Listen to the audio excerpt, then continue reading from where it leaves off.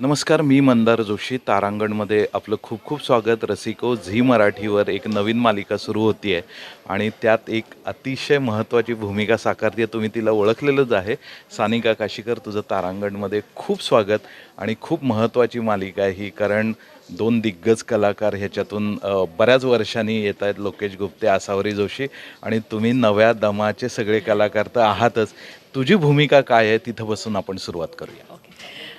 First of all तुम्हा सगळ्यांना नमस्कार. आणि तिथे सो बेसिकली जे लोकेश गुप्त्यांचं कॅरेक्टर आहे विश्वंभर, तर त्यांची ही भाची आहे आणि त्याच्यामुळे प्रचंड लाडावलेली, म्हणजे एका राजघराण्यात जन्माला आलेली मुलगी कशी असू शकते तुम्ही इमॅजिन करूच शकता. तर तसं ते कॅरेक्टर आहे जे घरात दोनच मुली आहेत ना, कारण म्हणजे श्रावणी आहे आणि एक मोक्ष आहे. पिहू आहे एक छोटं अजून कॅरेक्टर आहे, पण ते लहान आहे. तर पण त्या दोघी समवयस्क असल्यामुळे त्या दोघींमध्ये एक साधारण एक सतत कंपॅरिझन असतं मनातही आणि घरांच्या म्हणजे घरचे जे सगळे असतात तर त्यांच्यामुळे सुद्धा एक कंपॅरिझन चालू असतं की ती आता काठावरतीच पास झाली आहे आणि मी MBA करते. त्याच्यामुळे मला एक सुपिरियर फील होतच असतं आणि त्यात मला असं वाटतं की मी खूप छान दिसते आणि मला त्याचा गर्व आहे. सो एक असं साधारण कॅरेक्टर आहे या नोटवरती. ओके. आणि ज्याचा मी आत्ताच उल्लेख केला, हे दोघं दिग्गज कलाकार, आता तुमचं शूटिंगही सुरू झालं. हो. सुरुवातीला काही नर्वसनेस होता यांच्याबरोबर उभं राहताना, कॅमेराला फेस करताना? नर्वसनेसपेक्षा असं म्हणता येईल की एक आदरयुक्त भीती भीती होती. ओके. ती होती. आणि आसावरी त्यांची मुलगी असल्यामुळे मला असं होतं की बापरे कसं होणार आहे, पण त्या खूपच सपोर्टिव्ह आहेत आणि त्यांनी खूप छोट्या छोट्या गोष्टी त्या नोटीस करतात, तुम्हाला सांगतात. आणि मग तो कुठलाही कलाकार असू दे, त्यांना असं असतं की आपण हे असं करू शकतो किंवा तुम्ही असं आपण लुक काढू शकतो. त्या इतक्या म्हणजे खरंच हॅट्स ऑफ त्यांना की असं वाटतं की एखादा कलाकार हा मोठा का असतो, ही कारणं आपल्याला त्यांच्याबरोबर काम करताना कळतात की म्हणून हा कलाकार मोठा आहे. तर अशा बऱ्याच गोष्टी आहेत ज्यांचं त्यांच्या अभ्यासाकडे इतकं लक्ष असतं किंवा ॲज अ कॅरेक्टर लक्ष असतं, ॲक्टर लक्ष असतं की तुम्ही मागच्या सीनमध्ये तू हे बोलली होतीस तर तू आत्ता कसं बोलशील. हे खूप अभ्यासू आहेत त्या आणि कमाल वाटतंय मला सगळ्यांबरोबर काम करताना. लोकेश गुप्ते कसे वाटले? लोकेश सर, हां, लोकेश सरांबरोबर अजून एवढे सीन झाले नाही आहेत, पण तेही तेवढेच कमाल आहेत आणि पर्टिक्युलर आहेत आणि तेवढेच गमतीशीर सुद्धा आहेत. म्हणजे ते आपली खोड काढतायत का ते खरंच सिरियसली बोलतायत हे त्यांच्या बोलण्यावरनं कळतच नाही. त्याच्यामुळे ते असे सगळ्यांची टर खेचत असतात, वातावरण लाईट ठेवतात. खूप मजा येते काम करायला. आणि तुझ्या आधीच्या सिरियलचेच काही कलाकार ह्याच्यात आहे, म्हणजे थोडक्यात हे तुमचं रियुनियन नाही काही महिन्यातलंच. हो हो हो, अगदीच. त्याच्याबद्दल सांग थोडं. जेव्हा मला कळलं की आता आपण तिघे एकत्र काम करणार आहोत, आम्ही प्रचंड खुश होतो. आणि आम्ही सगळं प्लॅन पण केलं की आता मग आपण असं करू, हे करू, ते करू. पण कुठेतरी आता जसं त्या कॅरेक्टर्समध्ये क्लोजनेस होता तसा तो नाही आहे, कारण आता आम्ही वेगवेगळी पात्र करतोय. त्याच्यामुळे आता एकत्र शूटही लागत नाही. त्याच्यामुळे फार भेटीगाठी होत नाही आहेत ऑन सेट. ऑफ सेट भेटतच असतो आम्ही. पण मजा आहे, एक वेगळं कॅरेक्टर करतो आणि ऑलरेडी एक बॉन्ड असल्यामुळे वल्लरी बरोबर स्पेशली, कारण ती माझी बहीण आहे.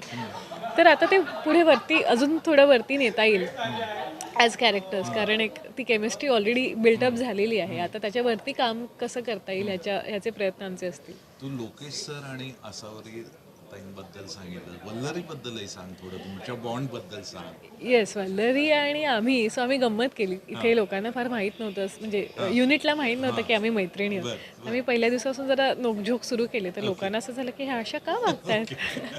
पण नंतर त्यांना कळलं की आम्ही अशाच टर खेचत असतो एकमेकींची आणि मजामस्ती करत असतो. तर आमचं बॉन्ड जसं होतं टचवूड तसं अजून वृद्धिंगत होईल मला असं वाटतं की, कारण अजून वेळ एक वर्ष एक साधारण एकत्र घालवलं, आता पुन्हा अजून बराच काळ घालवता येईल.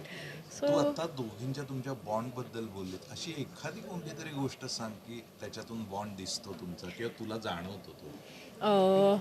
बऱ्याच वेळेला आम्हाला दोघींना जर एखादी गोष्ट घडत असेल तर फार बोलायची गरज नसते. आम्ही फक्त एका लुकमध्ये आम्हाला कळतं की इथे काय घडलं आहे आणि आपल्याला याच्याबद्दल नंतर बोलू आपण. तर तसं बॉन्ड म्हणायचं झालं तर आता सध्या तिला जरा हाताला दुखापत झाली आहे.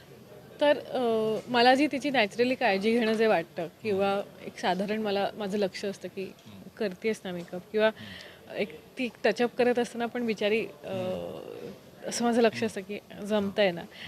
हे एक आपसुकच होतं कारण एक मला तिच्याबद्दल एक प्रेम जिव्हाळा आहे, सगळं आहे. त्याच्यामुळे ती काळजी असते जी न सांगता येते किंवा जी मीही ठरवून होत नाही, ती होतं आपोआप. सो हाच बॉन्ड आहे, अजून काय असतं बॉन्ड म्हणजे. खरं आहे. आणि तू आता तुझ्या भूमिकेबद्दल थोडंसं बोललीस की खूप तिचे लाड झालेले आहेत वगैरे. तर खऱ्या आयुष्यात तू कशी आहेस, तुझे कुणी कसे लाड केलेले आहेत त्याच्याबद्दलही सांग आपल्या येस, प्रेक्षकांना. खऱ्या आयुष्यात मीही एका म्हणजे सगळ्या कुटुंबाबरोबर म्हणजे जे सहकुटुंब आपण सगळे एकत्र आजी आजोबा काका काकू राहत असतो. तर लहानपणी मी एकुलती एक असल्यामुळे माझेही घरात प्रचंड लाड झालेत. आणि माझा जो काका होता तोही माझे प्रचंड लाड पुरवायचा. म्हणजे तुला हे हवं तर तो आणून द्यायचा. जसे ह्या सिरियलमध्ये मालिकेमध्ये मामा आहे तसा माझा काका आहे. तर ते मी आता खूप मिस करते किंवा रादर ही सिरियल बघताना मला ते जाणवतं. कारण आता मी जरा वेगवेगळे राहतो सगळे. पण आधी जे एकत्र कुटुंब पद्धतीमध्ये जसे लाड व्हायचे लहान मुलांचे तसे आता आय डाऊट जे छोट्या न्यूक्लिअर फॅमिलीजमध्ये नाही होत. लाडाची अशी कोणती गोष्ट आहे का की जी फॉरएव्हर तुझ्या लक्षात आहे की हे असा लाड पुन्हा होऊच शकणार हो नाही? हो, मला आठवत आहे की रोज दुपारी मला झोपायची जी वेळ असायची त्यावेळेला आजोबा किंवा काका एक छान गाणं गायचे माझ्यासाठी आणि मला असं थोपवून झोपायचं आणि हे रोज असायचं किंवा रात्र संध्याकाळ झाली की मला कोणाबरोबर तरी बाहेर घेऊन जायचं. आणि हे आता होणं कठीण आहे. म्हणजे हे मी खूप लकी आहे की मी एकत्र कुटुंब पद्धतीमध्ये वाढले लहानपणी आणि ते खूप प्रेम मला मिळालं आजी आजोबांचं काका काकूंचं आईबाबांचं. सो आणि एकुलती एक असल्यामुळे त्यावेळेला ते लक्ष होतं फार बरोबर. की ही काय करते कसं. तर मी मिस करते त्या गोष्टी आता. आणि आता ही सिरियल तर तू करतीच आहेस, ह्याच्या व्यतिरिक्त तुझं काय काम असेल? ह्याच्या व्यतिरिक्त माझी बऱ्याच गोष्टींचं बोलणं सुरू आहे जे आत्ता मला फार बोलता येणार नाही. एक नाटकही सुरू आहे पण त्याच्याबद्दलही मी एक योग्य वेळ आली की सांगेन. आता फक्त ह्याच्यावरच कॉन्सन्ट्रेशन. Yes yes. पण शूटिंग व्यतिरिक्त तुझ्या आवडीच्या गोष्टी कोणत्या आहेत? कशात तुला आनंद मिळतो काय करण्यात? ऑफ कॅमेरा तू कशी असतेस? ऑफ कॅमेरा सध्या मी एक रेझोल्युशन केलं आहे की 75 हार्ड डेज म्हणजे त्याच्यामध्ये असतं की 75 दिवस कन्सिस्टंटली रोज व्यायाम करायचा आणि रोज 10 पानं वाचायची पुस्तकाची. सो सध्या माझा तो एक संकल्प चालू आहे आणि त्याच्यावरती आजचा दिवस आणि मी 1 तारखेपासून चालू केलं ना त्याच्यामुळे आज मला मोजायला अगदी सोपं आहे. आज 14वा दिवस आहे. सो चालू आहे ते एक. मग आता एक्सरसाइज म्हणालीस, एक्सरसाइज काय करतेस आणि वाचन काय करतेस गेल्या 14 दिवसात? सो एक जनरली ॲक्टर म्हटल्यावरती अनप्रेडिक्टेबल लाईफ असतं आणि अनप्रेडिक्टेबल इन्कम असतं ज्याच्याबद्दल प्रत्येक आर्टिस्टला जो फ्रीलान्सिंग करतो त्याला टेन्शन असतं. तर एक सायकोलॉजी ऑफ मनी नावाचं एक पुस्तक आहे ते मी वाचायला सुरुवात केली ज्याच्यामध्ये आपण एक जनरलच एक अख्खं वर्ल्डमध्ये कसं सायकोलॉजी असते पैशांना घेऊन त्याच्या बाबतीत माहिती आणि सुंदर पुस्तक येते. सो त्याची मी पानं रोज वाचते रोज रात्री झोपायच्या आधी आणि आय होप इट हेल्प्स. म्हणजे माझं फायनान्सेस मॅनेज करायला मला मदत होईल ह्याच्या अनुषंगाने मी ते वाचते. आणि एक्सरसाइज म्हणाल तर सूर्यनमस्कार रोज असतात. त्याच्यानंतर एक दंडबैठका असतात आणि बऱ्याच प्रकारचे व्यायाम मी मिक्स करते. बॅडमिंटन खेळणं असतं माझं, बाहेर धावायला जाणं असतं. सो अशा बऱ्याच गोष्टी ज्याच्याने मला कंटाळा येणार नाही तेच तेच करून असं मी काहीतरी वेगवेगळं करत असते. आणि बाकी डाएटिंग वगैरे फॉलो करतेस तू रेग्युलर? डाएट म्हणजे आत्ता खरं सांगायचं तर फारच ते हेवायर झालं आहे पण प्रयत्न चालू असतात माझे की पॅकेज्ड फूड मी खातच नाही. ते बंदच केलं आहे मी.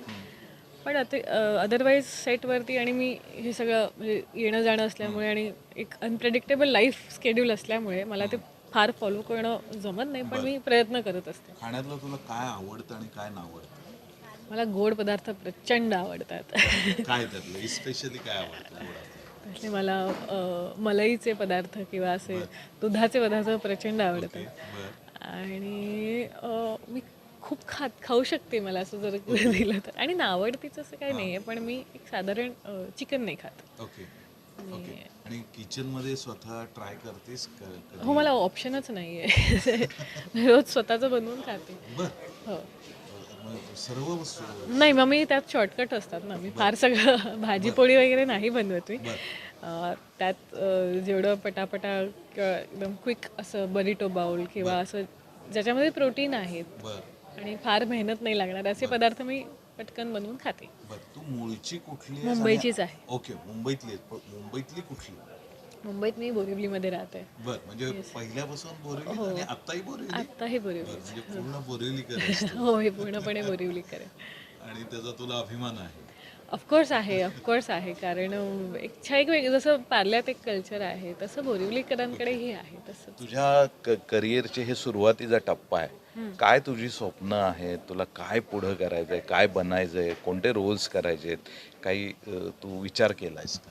डेफिनेटली केलं आहे आणि स्वप्न तर फार मोठी आहेत. पण माझा मेन जर मी एक ओव्हरव्ह्यू करायचा तर मला असं वाटतं की माझं आयुष्य असं असावं की जिथे मला एखादी फिल्म किंवा एखादी स्टोरी बघून असं वाटतं की छान रोल किंवा छान स्टोरी आहे किंवा मला असं वाटतं की माझ्यातर्फे एक चांगली गोष्ट या समाजापर्यंत जावी, चुकीचा संदेश जाऊ नये, एखादं बोधपूर्ण कॅरेक्टर करता आलं तर मला फार मजा येईल किंवा माझे तसे प्रयत्न चालू आहेत की तसं मला काहीतरी काम मिळावं जे अर्थपूर्ण असेल, जे बघून आपल्याला इन्स्पिरेशन मिळेल. जसं आपल्याला लोकांचे कामं बघून होतं की यार काय काय कमाल काम केलं. सो तसे माझे प्रयत्न आहेत की त्या प्रकारची कामं जर मला मिळाली तर फार उत्तम होईल आणि त्याच्यासाठी मी नेहमीच प्रयत्न करत राहीन. तर रसिको बघितलं ना की काही आर्टिस्ट विचाराने किती क्लिअर असतात, त्यातली तू आहेस. आणि खरं तर तुझा हा सुरुवातीचा प्रवास आहे, पण तू ज्या पद्धतीने स्वतःला डेव्हलप करतेस, मला छान वाटलं तुझ्याशी बोलून. आणि आपण पुन्हा वरचेवर भेटत जाऊ, बोलत जाऊ. तुझा प्रवास आम्ही आणखी जाणून आपल्या प्रेक्षकांपर्यंत आणू. तुला या मालिकेसाठी तारांगणतर्फे आणि वैयक्तिक माझ्यातर्फे खूप खूप शुभेच्छा. धन्यवाद. खूप धन्यवाद.